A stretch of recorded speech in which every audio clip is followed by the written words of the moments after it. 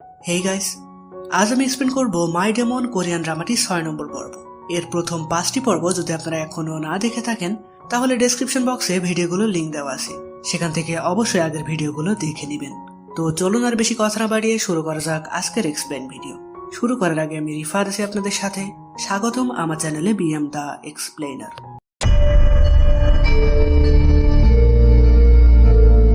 আগের পর্বে আমরা দেখেছিলাম দহির সাথে গোয়ানের আবার ঝামেলা হয়, আর এই সুযোগে সে মাস্কম্যান দহিকে কিডন্যাপ করে।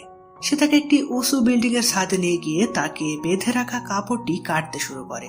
সেটি পুরোপুরি কেটে ফেললে দহি যখন নিচে পড়তেই যাবে তখন গোয়ান সেখানে এসে তাকে ধরে ফেলে। এখানে এমন একটা পরিস্থিতি তৈরি হয় যে গোয়ান হাত ছেড়ে দিলেই তারা দুইজনই নিচে পড়ে যাবে।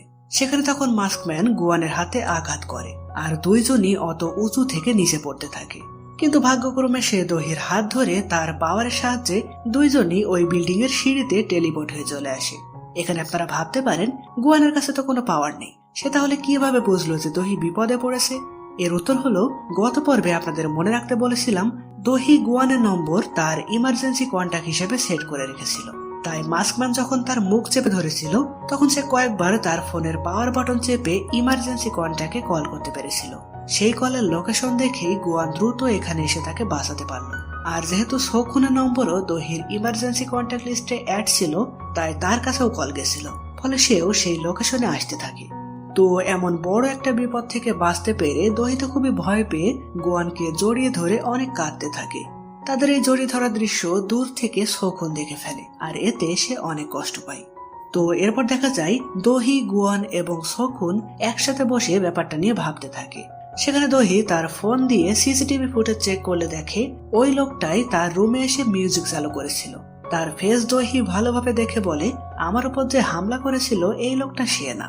গোয়ান তখন লক্ষ্য করে লোকটির ঘাড়ে ক্ষতের দাগ রয়েছে, ফলে দহি বুঝতে পারে এই লোকটাই তার উপর আক্রমণ করেছে বিভিন্ন মাস্ক পরে। কারণ ট্যাক্সি ড্রাইভার সেজে যে লোকটি তাকে আক্রমণ করেছিল তার ঘাড়েও সে একই ক্ষত দেখেছিল। গোয়ান তখন ভাবে এই জন্যই তাহলে আমি ওকে খুঁজে পাচ্ছিলাম না, কারণ ওর আসল ফেসই তো আমি দেখিনি। তারা তখন চিন্তায় পড়ে যায়, বারবার ফেস পাল্টানো একজনকে তারা কিভাবে ধরবে। তো এখানে সোখুন তাদেরকে ওই রকম অবস্থায় দেখার পর সে গোয়ানের উপর খুবই জেলাস হয়। শেষমেশ সে দহির কাছে এসে বলে, তোমার জন্য আমার খুব চিন্তা হচ্ছে, যদি আবার নতুন কোনো রূপ নিয়ে এসেও তোমার কোনো ক্ষতি করে। তাই বলছি তুমি আমাকে বিয়ে করো দহি, আমি এক মুহূর্তেও তোমাকে চোখের আড়াল করব না। সেখানে তখন গোয়ান এসে বলে, ওর থেকে আমি তোমার বেশি ভালো খেয়াল রাখতে পারবো, তুমি আমাকে বিয়ে করো। দহি তো তাদের এমন কাণ্ডে খুবই ঘাবড়ে যায়। সে তখন তাদেরকে জানাই, আমাকে ভেবে দেখার জন্য কিছুটা সময় দাও। তো পরের দিন দহি অফিসে এই ব্যাপারটা নিয়ে ভাবতে থাকে যে সে এখন কি সিদ্ধান্ত নেবে। তার কাছে তখন সোখুন আসে ফুল নিয়ে। সে বলে, আমি হুট করে তোমাকে কোনো ফুল ছাড়াই প্রপোজ করে দিয়েছি, তাই এখন নিয়ে আসলাম। দহি বলে, আমি তোমাকে এতদিন আমার ফ্যামিলি মেম্বার হিসেবেই দেখেছি, আর সেই তুমি কিনা আমাকে প্রপোজ করবে এটা আমি কল্পনাও করিনি। এই নিয়ে তারা দুইজন হাসাহাসি করতে থাকে, যেটা দেখে গোয়ান তো খুবই জেলাস হতে থাকে। সেখানে তখন পার্ক এসে বলে, ওদেরকে দেখে আপনি জেলাস হচ্ছেন? আপনার মন তাহলে সত্যিই মানুষের মতন হয়ে যাচ্ছে। গোয়ান তার কথা হেসে উড়িয়ে দেয়। এরপর সে যখন পার্কে জানায় যে সে দহিকে প্রপোজ করেছে তখন পার্ক চমকে যায়। সে বলে, গায়ক জানলে কি হবে ভাবতে পারছেন? আর আপনিই তো বলেন কোন তুচ্ছ মানুষ মেয়েকে নাকি আপনি বিয়ে করবেন না।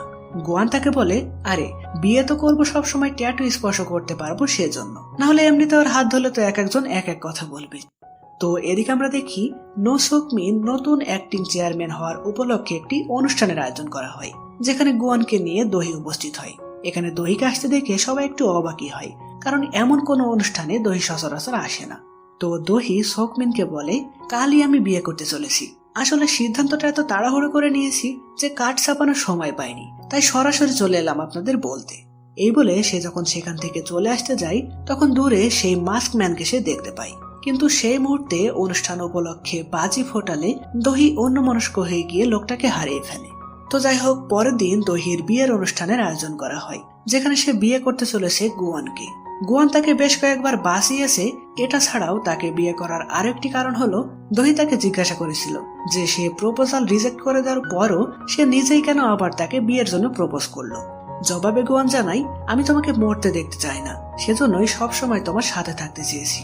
তার এই কথা দহির এত ভালো লেগেছিল যে সে সোখুনকে বাদ দিয়ে তাকে বিয়ে করার সিদ্ধান্ত নিয়েছে। এখানে আমরা জানতে পারি তারা এই বিয়েটা একটা কন্ট্যাক্ট ম্যারেজের মতন করছে, যেখানে শর্ত থাকে গুয়ান তার ট্যাটু ফিরে পেলে এবং দোহি তার সব শত্রু নির্মূল করতে পারলে তখন তারা চাইলে এই বিয়ের কন্ট্যাক্ট ভেঙে ফেলতে পারবে। আর এই ব্যাপারটা শুধুমাত্র দোহি এবং গুয়ান জানে, বাকিরা ভাবে তারা হয়তো সত্যি বিয়ে করছে। তো এখানে তাদের বিয়েতে উল্লেখ করার মতন বেশ কয়েকটি বিষয় আছে, যেমন দোহির পরিবারের সকলেই বিয়েতে উপস্থিত ছিল।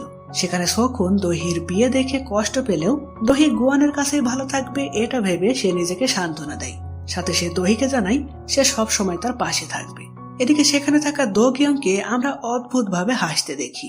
এই বিষয়টা দোহি লক্ষ্য করে, তবে সে এতে একটু অবাক হলেও খুব একটা গুরুত্ব দেয় না। এছাড়াও দোহির সেক্রেটারি মিস শিন এবং পার্কের ভিতরে আমরা ফানি দ্বন্দ্ব লক্ষ্য করি। শিন একবার হাততালি দিলে পার্ক দুইবার দেয়। পার্ক বলে গুয়ানকে বেশি সুন্দর লাগছে, আর শিন বলে দোহিকে বেশি কিউট লাগছে। এইসব নিয়ে তাদের ঝামেলা চলে আর কি। তো বিয়ের ফটো তোলার সময় সাংবাদিকেরা দোহি ও গুয়ানকে কিস করতে বলে। তারা তখন অনিচ্ছা সত্ত্বেও একে অপরকে কিস করে।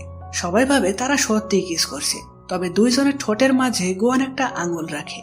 এখানে আসলে আঙুল থাকা না থাকা সমান বলতে পারেন, কারণ আঙুলে কিস করেও তারা যে রিয়েল ফিল পাচ্ছিল সেটা তাদের এক্সপ্রেশন দেখে আমরা বুঝতে পারি। তো এদিকে তাদের এই বিয়ের খবর গায়ং এর কাছে পৌঁছে যায়। সে তো রাগে সবকিছু ভাঙচুর করতে থাকে। তার কাছে তখন পার্ক গিয়ে তাকে শান্ত করার চেষ্টা করে, কিন্তু তাতে কোনো লাভ হয় না। গায়ং তখন রাগে কষ্টে সানল ফাউন্ডেশন থেকে চলে যায়। তো অন্যদিকে বিয়ে কমপ্লিট করে দোহি গুয়ানকে নিয়ে তার বাড়িতে আসে। প্রথমেই সে গুয়ানের ফিঙ্গারপ্রিন্ট দরজার লকে সেট করে দেয়। এরপর ভিতরে গিয়ে বাড়ির অগোছালো অবস্থা দেখে গুয়ান চমকে যায়। সেভাবে আবার হয়তো হামলাকারী এসেছিল এখানে, কিন্তু দোহি বলে এমন অবস্থা সেই করেছে। বিয়ের তাড়াহুড়োয় সে গোছ কাজ করার টাইম পায়নি। গুয়ান তখন দোহির হাত ধরে তার পাওয়ার দিয়ে সবকিছু গোছাতে থাকে। দোহি তো খুবই ইমপ্রেস হয়, সেই সাথে বায়নাও করে রান্নাটাও যেন গুয়ান করে দেয়। কিন্তু গুয়ান বলে আমি হাজবেন্ড হওয়ার কন্ট্যাক্ট করেছি, রাঁধুনি হতে না। এই নিয়ে দুজন হাসি ঠাট্টা করতে থাকে।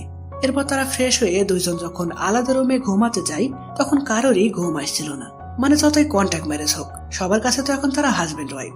এইসব ভেবে তারা ভীষণ লজ্জা পাচ্ছিল। তো শেষমেশ যখন তাদের ঘুম আসে তখন গুয়ান একটি স্বপ্ন দেখে, যেখানে সে তার মানুষ জীবনকে দেখে। একদিন সে পাঠশালায় না গিয়ে বাইরে ঘুরতে গেছিল। সেখানে সে একটি মেয়েকে ডান্স প্র্যাকটিস করতে দেখে। মেয়েটির মুখ যেমন আমাদের আপাতত দেখানো হয় না, তেমনি গুয়ানেরও এটুকু দেখে ঘুম ভেঙে যায়। তো সকালবেলা দোহি গুয়ানকে বলে আজ তো অফিস ছুটি আছে, চলো আমরা মাস্কম্যানকে খুঁজি। গুয়ান বলে কিভাবে খুঁজবো, আমি তো ওর আসল চেহারাই দেখতে পারিনি।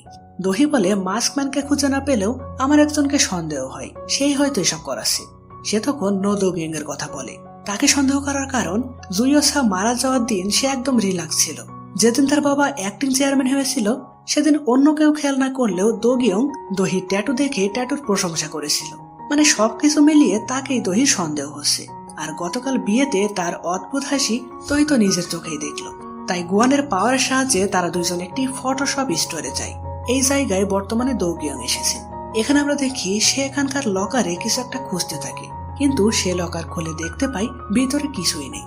মানে আমরা মোটামুটি নিশ্চিত হয়ে যাই মাস্কম্যান লকারে বিভিন্ন জিনিস রাখতো তাকে দেওয়ার জন্যই। আর আজও কিছু একটা লকারে থাকবে এমন খবর পেয়ে সে এখানে এসেছিল। কিন্তু ফাঁকা লকার দেখে আমরা বুঝি তার আগেই হয়তো অন্য কেউ লকারে থাকা জিনিসটি নিয়ে গেছে। তো দোহিরা একটি ফটোশপ স্টোরে বসে চুপি চুপি তাকে দেখছিল। এরপর দো গিয়ং যখন চলে আসার জন্য পিছনে ফেরে তখন সে বুঝতে পারে কেউ তাকে ফলো করছে। সে তখন দোহিদের দিকে এগিয়ে আসতে থাকে।